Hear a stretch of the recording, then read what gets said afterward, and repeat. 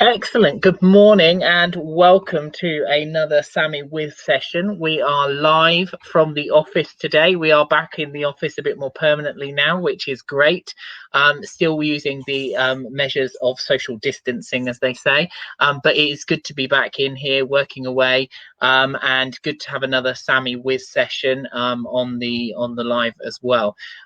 This week we have got the fantastic Essie Hardy who's joined us, so we're really pleased to have Essie on board, and we're going to let her just introduce herself in a brief second. The team are starting to come in, so we've got Sam is on questions today for us, and we've got Wayne is on as well, so that's the Samee team saying good morning. Some of the others will start to click in as well and say good morning, and introduce themselves shortly. So if you're watching, say hello, say good morning, pop your comments into the box. But I think now, as we're starting to move into it, Essie, thank you ever so much for giving us your most valuable commodity, which is your time. I always value that the greatest, and thank you for sharing that with us. And I'm just going to hand over to you now and let you introduce yourselves to the audience. So over to you, Essie. Okay, well, thank you very much, Ricky, and thank you so much for inviting me. I'm really glad to be here. So as Ricky said, my name's Essie Hardy. I run a business called Celebrating Disability, which is a disability inclusion business, supporting other businesses to be inclusive of disabled people, either as employees or customers.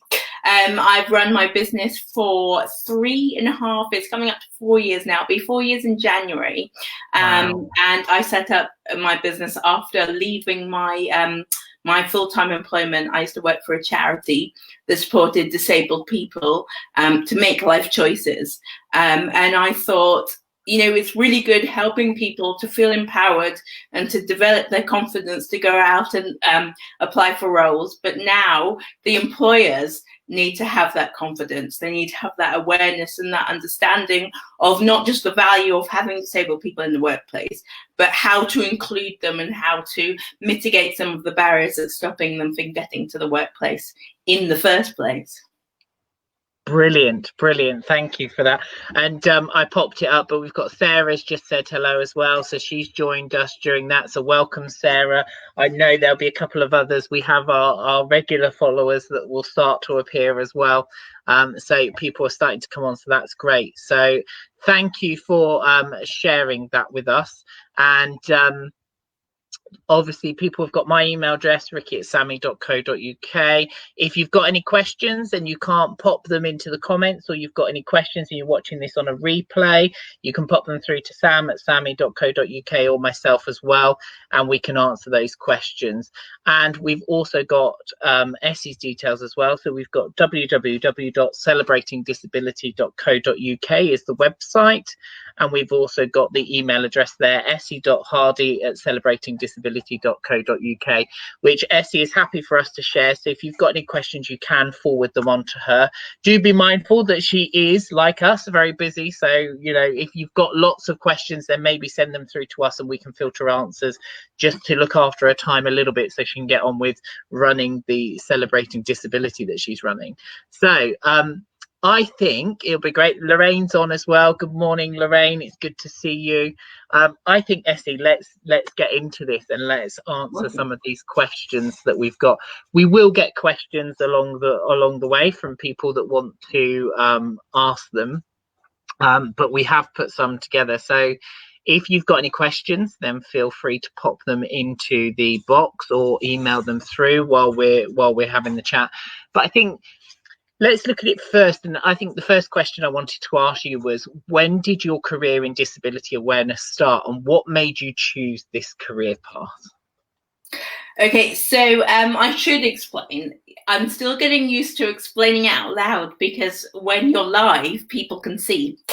You know, when I'm face to face to people that they can see. So I am a disabled person myself. I'm a wheelchair user, and so that's why I'm still getting used to saying it in interviews, because usually it's very obvious that I'm disabled because I'm sitting in a great yellow wheelchair. So for me, disability awareness and disability inclusion probably started from very early, from probably around the age, I'm not telling you how old I am. So instead of saying my age, I'll say probably about 15, 20 years ago. So I actually started my career as an actress. And I worked a bit in London and a bit in America as well, in Los Angeles and New York as well. And I was working as an actress quite successfully, but what I was noticing is I wasn't quite as successful as I wanted to be. So I didn't have my house in the Hollywood Hills. So I thought, no, let's screw this and let's do something else. And so I went into delivering disability awareness and drama workshops. So the drama workshops and the disability awareness workshops were separate. But what I noticed when I was running drama workshops, I was running them for young people with learning disabilities and young people with physical disabilities as well. And we would quite often put on pieces of theatre that they would devise themselves. And a lot of the subjects were around empowerment and them being wanted to seen as equals. And I also worked a lot with a charity called Disability Awareness UK, where I went into schools and delivered talks and workshops on disability awareness for primary school children. And so that's really where I started doing it. And then around the same time, I started working alongside my local borough council to input into strategic decisions they were making about disabled people they were supporting in their county. And so I sat on panels and I came to be chairs of panels. And I also ran training for my local authority as well. And that kind of developed into a career of advocating for disabled people.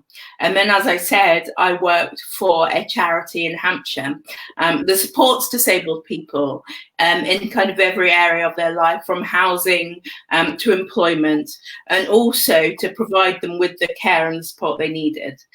So my role to begin with was to support disabled people to understand that they had choices in their lives and how to make those choices. And then also to train the staff to empower disabled people and to help them feel empowered for themselves. And then I was promoted to the head office, which wasn't far away. It sounds smarter than it was. It was literally like 5 walks away, where I kind of developed an inclusion strategy for the entire organization. And again, when I say the entire organization, it wasn't thousands, it was a couple of hundred people, but it was still a really exciting and a really kind of challenging job. And I delivered training, and I would go out externally and deliver talks. And then, as I said, I was supporting disabled people to feel empowered, to say, Essie, actually, I want to get a job. Can we go out and do that? And supporting the workplace that I worked for to see the disabled people that lived there as customers rather than just disabled people that needed things doing for. Yeah. And implementing a lot of strategies to support with engagement and empowerment. And I thought, this is really good, but the businesses outside, they're not doing this. So disabled people can apply for roles, but they're not getting any further because businesses don't understand the barriers to mitigate disabled people getting stuck at the first hurdle. Yeah. And there's so much stigma, as we know, and prejudice and biases around disabled people in the workplace. I thought, I want to support businesses to feel more confident around engaging and interacting, and essentially hiring, including disabled people in the workplace cultures. Yeah. Yeah, and it's brilliant, and we see, you know, things are changing, and I don't think they're changing necessarily fast enough, but we are seeing a lot more positive things happen, and a lot more people think about things, and how they work with people and how they can have this inclusion. So what you're doing is adding value to that, and he's definitely bringing it to the forefront, which is good. So we've obviously got some other questions we're going to bring in, but as I've said, you know, add your questions. If people want to know, pop them in the comment section, drop us through an email, and let us know if you're getting value from this. Definitely. So what have been your highlights of your journey? Because I know, reading your bio, I've seen some of your highlights, I think, but I want to hear from you. What have been your highlights of your journey so far? Oh, there's been lots of highlights. I've been really really fortunate to work with some really high profile clients and to high profile companies and actually see how they work, and see kind of their engagement processes as they are, and be able to kind of positively influence kind of how they work a bit more. I've also delivered some talks and in kind of quite high profile venues. So last year I delivered a talk at the House of Lords, Oh, and wow. I was on a panel with many other executives. So that was really exciting. I was a guest speaker at Heathrow Airport's corporate away day last year, which was really exciting. And then a couple of more in the summer here, where, you know, it was quite an honor to be invited as a panelist onto the discussion. So I would say that those are have been the main highlights from a kind of a very internal, kind of a bit of a selfish point of view.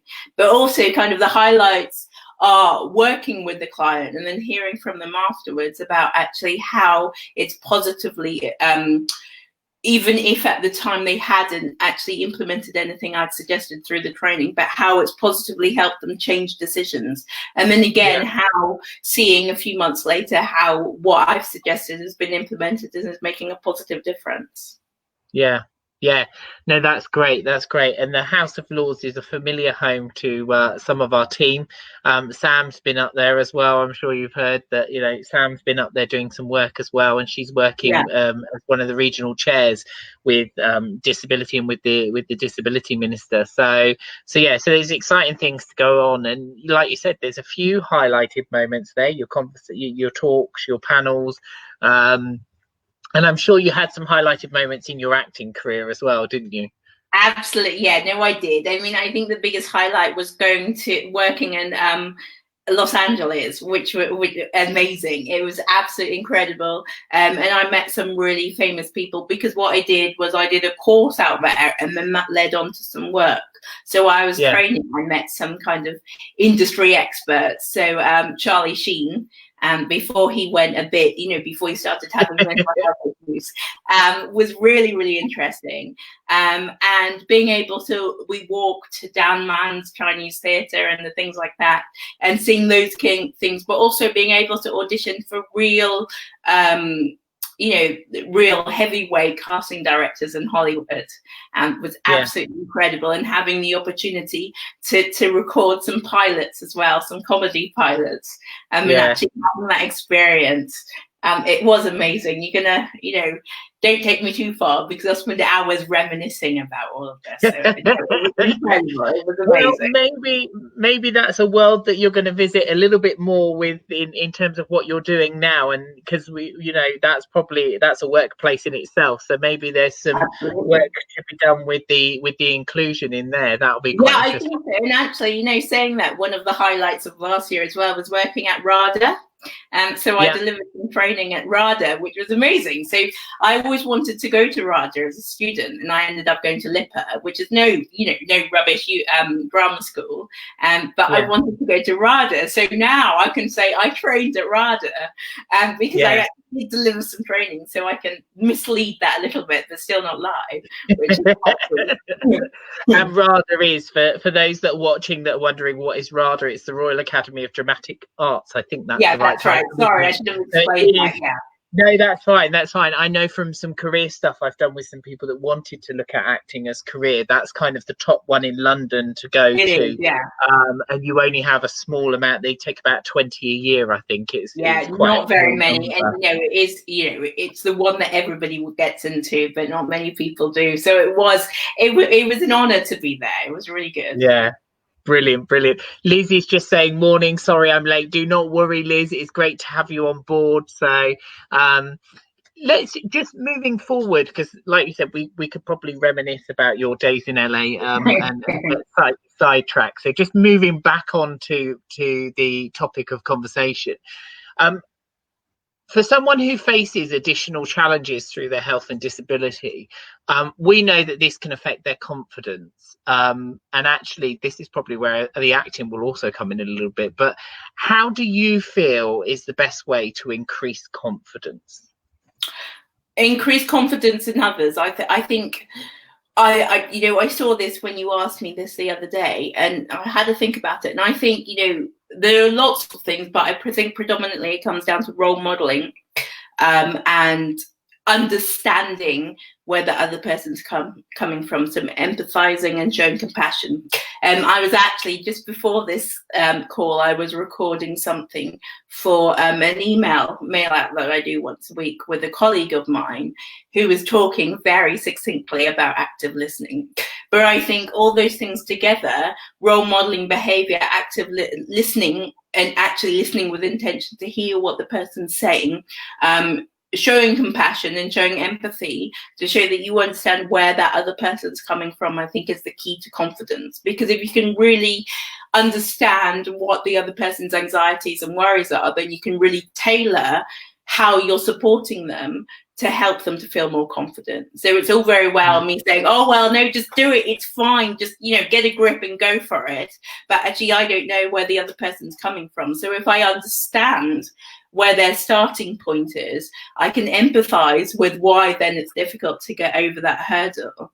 But I think I don't like to call myself a role model because I think it's a bit big-headed, but I think as a disabled person, it puts me in that area of a role model just because I am somebody that's done it, and I can say, well, this has been really hard, but I managed to get through it, and also this is how I got through it. So let's do it together, and I can share some of my experiences along the way, but also tailor it to what the individual needs as well.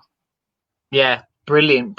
And I think I know just sort of expanding on that a little bit as well, because I know some of our viewers, they have their own confidence issues, and they're building these businesses, these self-employed roles, these organizations, which is involving doing new things like going to talk to people, going to do panels, going to do presentations, and you've come from that experience, not just from the acting side but from what you're doing now. What would be a top tip that you would give someone to help them with their confidence of doing the presentation?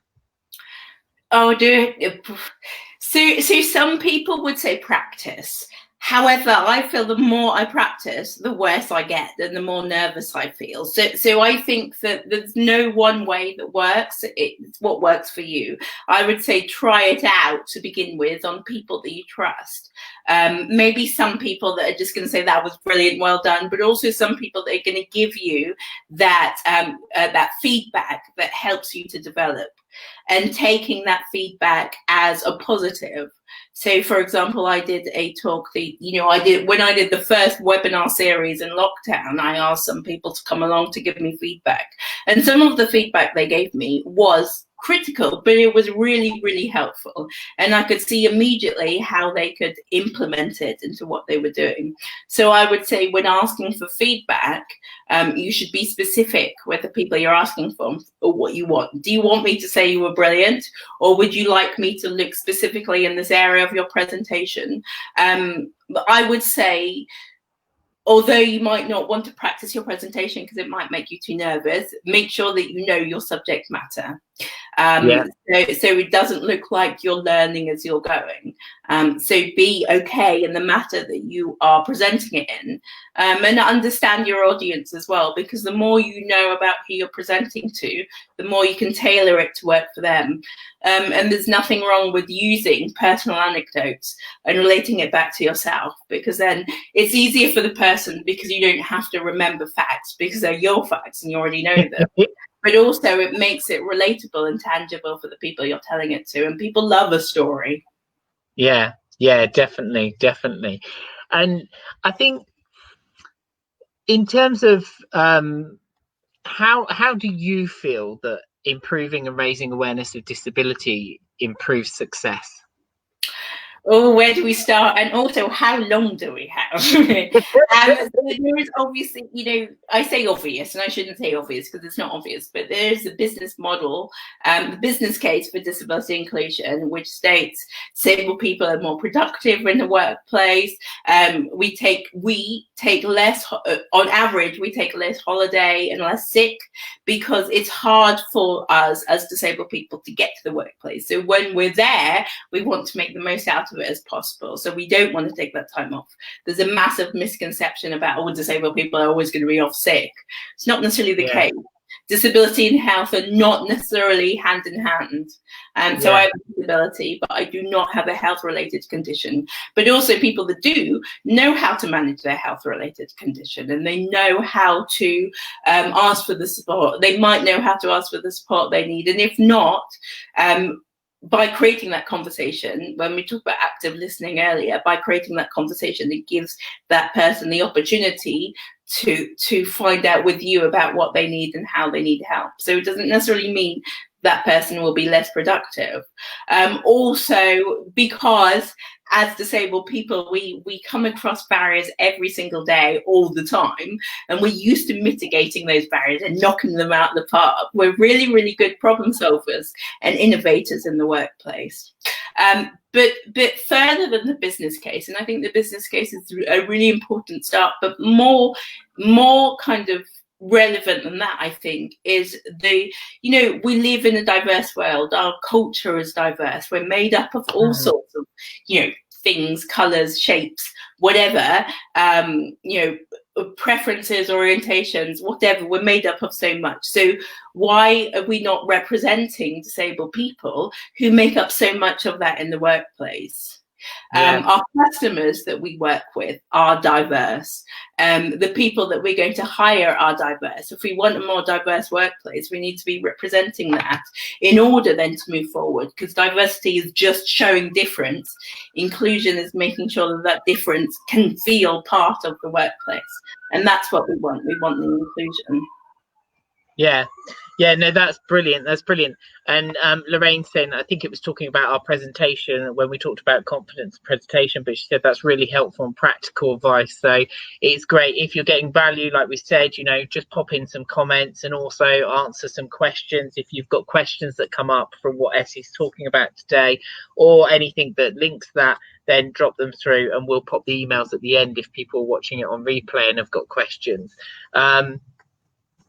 So I think that kind of, you're definitely right, and that's covered some brilliant stuff in there. What are the most common issues that you've had to address when first working with a company?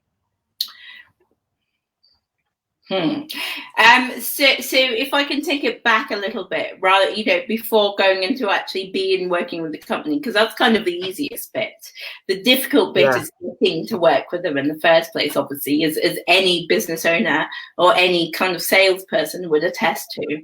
And the thing that I found difficult when setting up was knowing how to talk about what I did in a way that was going to be attractive for the other person. So I did this small business networking scene where you go along and sit in a room and you've got 60 seconds to say who you are and what you do. I mean, how can you sum up what you do in 60 seconds? I always say that. But anyway, so I would talk very, very fast.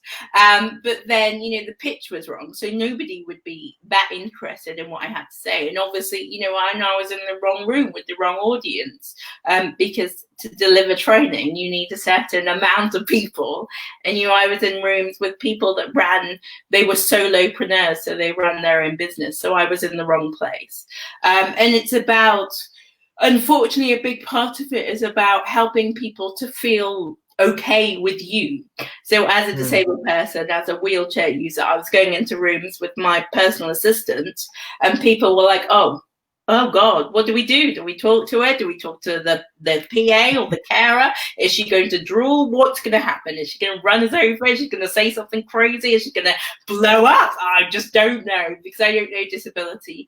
So I think a big part of our role as disabled business owners is helping people feel comfortable around us, which shouldn't be the case, but it is the case. And so actually approaching them and starting the conversation if we feel confident enough to, which was an issue for me because I'm not good at small talk. I don't do small talk. We know what the weather's like. I don't really mind. I don't care how many children you have. Either you can buy my business or not. But a big part of that networking scene is that small talk and that growing the rapport. And so that's really where I struggled. But when I started to understand a bit more about my business and a bit more about my offering, I understood more about then how to talk about it. And then I found the audience that then helped me to understand how I needed to talk about it to make it relevant for them. So they weren't really, the audience that I work with now are not really that, I mean, obviously they're interested in the business case, but the business case isn't the priority for them. The priority is that because they already understand the business case, the priority is putting it into action. So I don't need to worry about, oh, you know, the spending power of disabled people is this. I need to worry about, okay, these are the things that we need to do so that you can reach your goal of being inclusive. So for me, the hard part comes before getting into the company. It's not actually being in the company itself. It's about getting in front of the right people and talking about what I do in the right way and ensuring that they feel comfortable to listen to me. Yeah, brilliant. And Sam's just saying that she loves that. It's so true. It's bad enough networking without having to deal with the disability.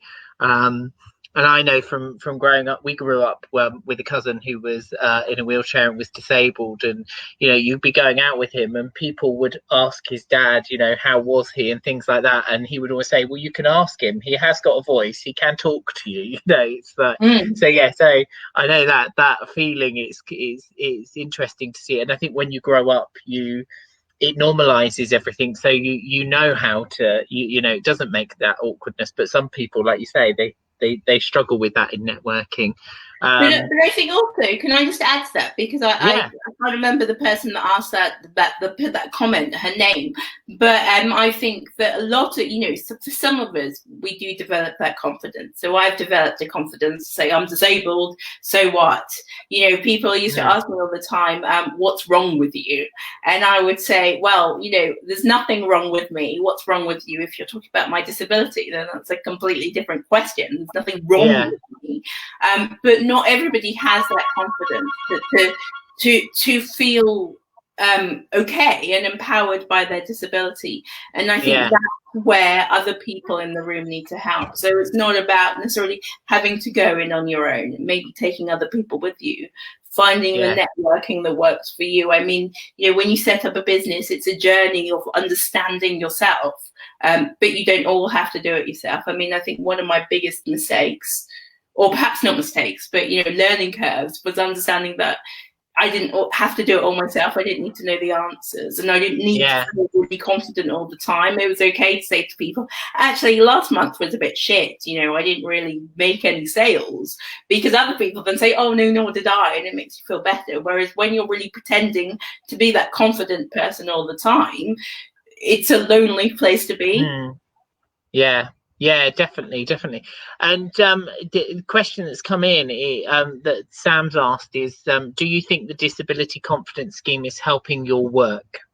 My work? Well, yes, and I was going to say no, but actually I don't think that's fair. Yes and no. I think what the disability confidence scheme does is it begins that awareness journey. I don't think it's the end, and I don't think it answers all the questions or gives all the support, but I think it opens that dialogue for a lot of corporations who perhaps haven't come across it before. So I come across a lot of businesses that say, oh, we are on level 2, we want to get to level 3, and we want to help you get to we want you to help us get to level 3. So in that aspect, it does help with my work, but quite quickly we don't concentrate very much on disability confidence. We concentrate on inclusion as a whole. So yeah, I think disability confidence is helpful for starting that conversation and, you know, starting that awareness journey for a lot of businesses. Brilliant. And can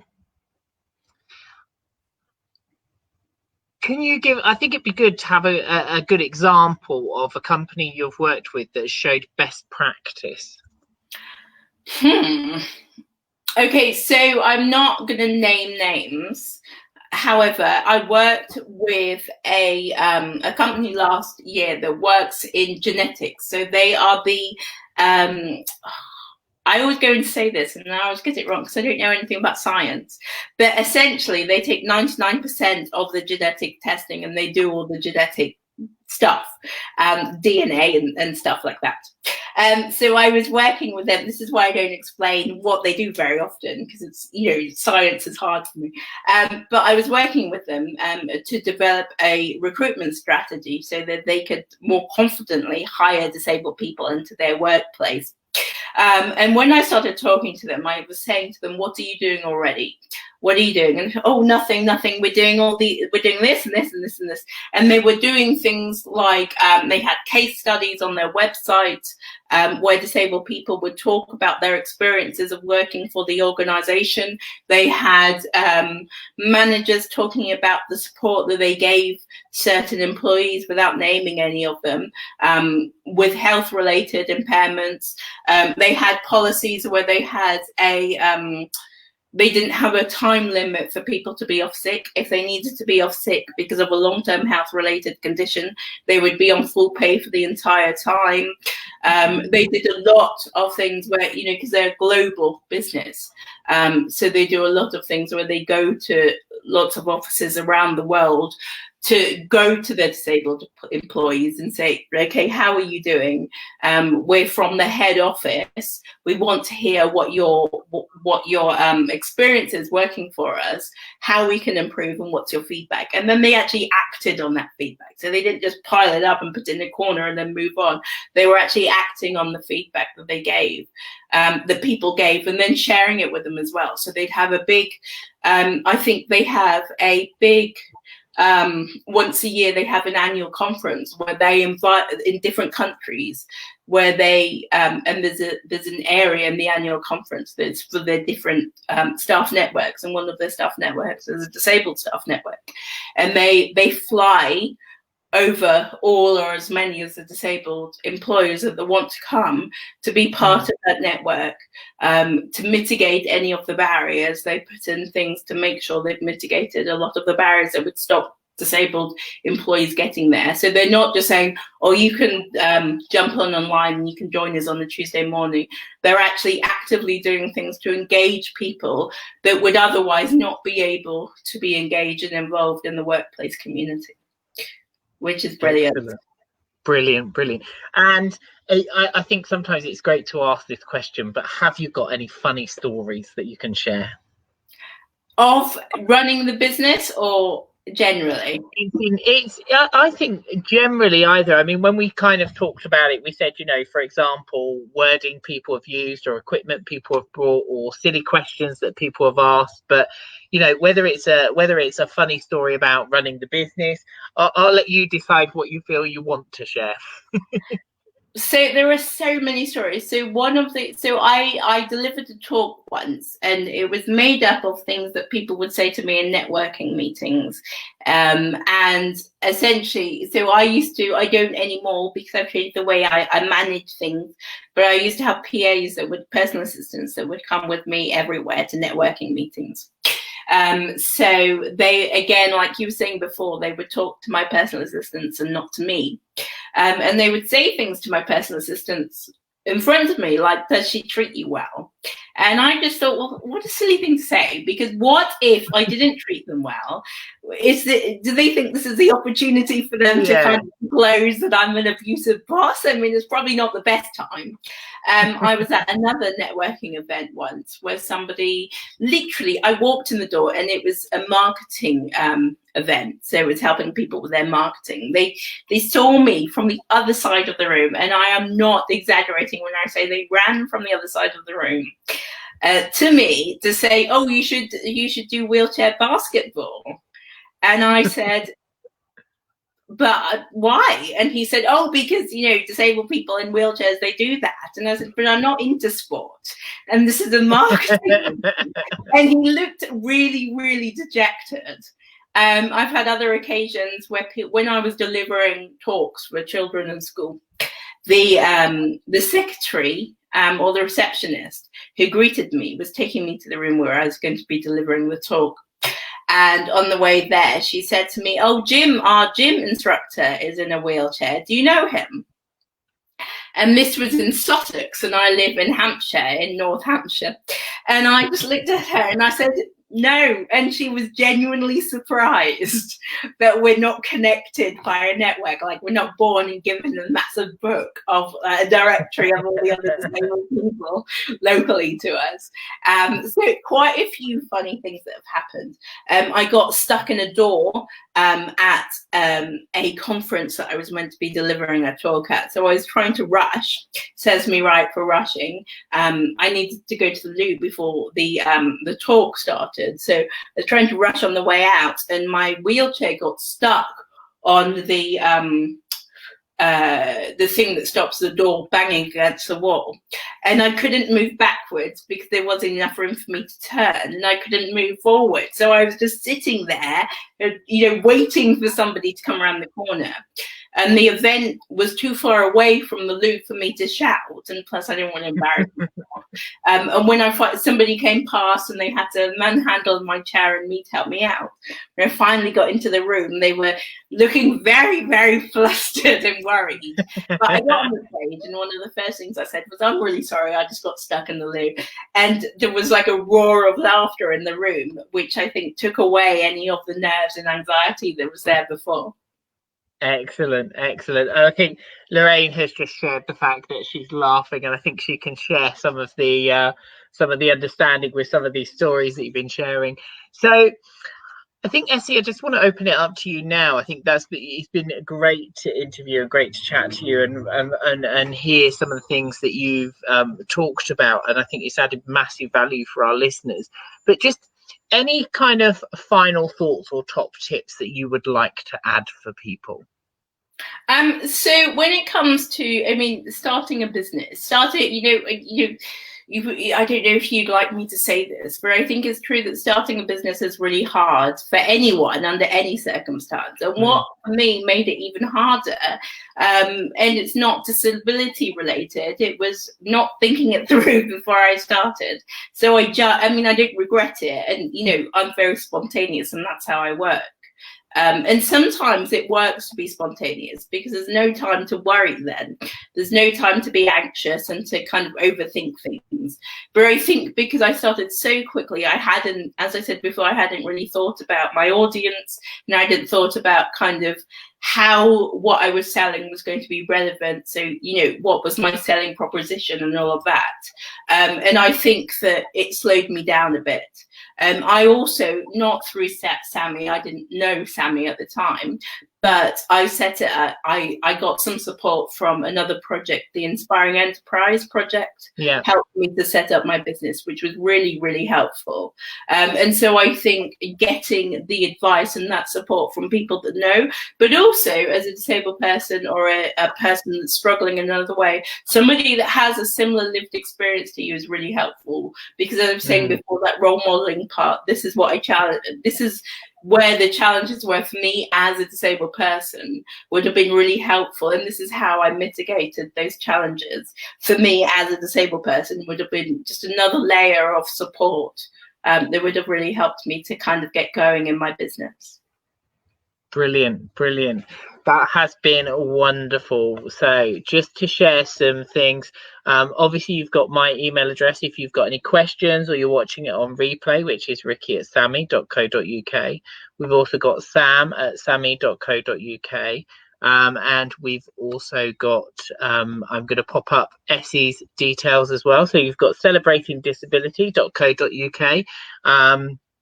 Where you can get some advice on disability inclusion. You can find out some of the other things that Essie does and how she might be able to support your business or answer any questions on that.